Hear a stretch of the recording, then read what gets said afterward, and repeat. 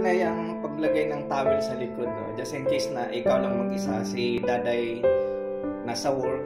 Pag ikaw lang, ganito paglagay para yung maayos na paglagay ng towel sa likod.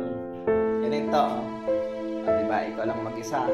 Gaganunin mo muna yung damit mo. Tapos itong towel, igaganon mo siya. Yan, oh. Ayan, oh. Ayan, oh. Tapos, ipasipit mo siya dito, oh. Dito sa likod, oh. Ayan, ipasipit mo. Ayan. Oh, okay na, diba? Saka mo siya, ibababa yung damit mo. Hindi naman malalaki yung towel kasi, inipit mo dito eh. Inipit mo muna siya rito eh. Inipit mo eh. So, saka mo siya, ibababa yung damit mo. Oh, yan. Okay na.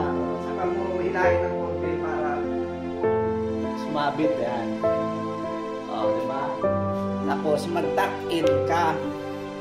Mag-tuck-in. Kasi, once hindi ka mag-tuck-in, yung, yan o, yung ano rito, nakatuck-in, so, ano siya, nakasil siya, yung hangin hindi papasok sa ano mo, sa likod mo or sa tiyan mo. Kasi pag hindi mo siya tinak-in, pag gagalaw-galaw ka, siyempre, ano rito, papasok dito yung hangin, no, lamig o, papasok. Ayan o, pag pinagpawisan ka, pag naramdaman mo may pawis ka, na-absorb, pwede mong palitan ulit, or kung wala ka ng towel, pwede mo siyang baliktarin. O, hilain mo lang, baliktarin mo lang, saan yung ano, baliktad mo lang ulit. Baliktad, o, ganun ulit. Okay, taas mo muna yung ano, sabay, ipapasipit mo, isipit mo siya dito. Ayan. Isabit mo dito sa liig, isipit mo muna. Ayan o. Saka mo, hilain ang t-shirt.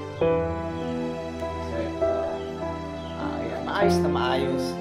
Anyway, kahit tatlong tawi lang, salit-salitan mo, huwag ka na magbaliktad-baliktad, salit-salitan lang. Pag natanggal mo yung isang towel, sabit mo muna para medyo tumuyo.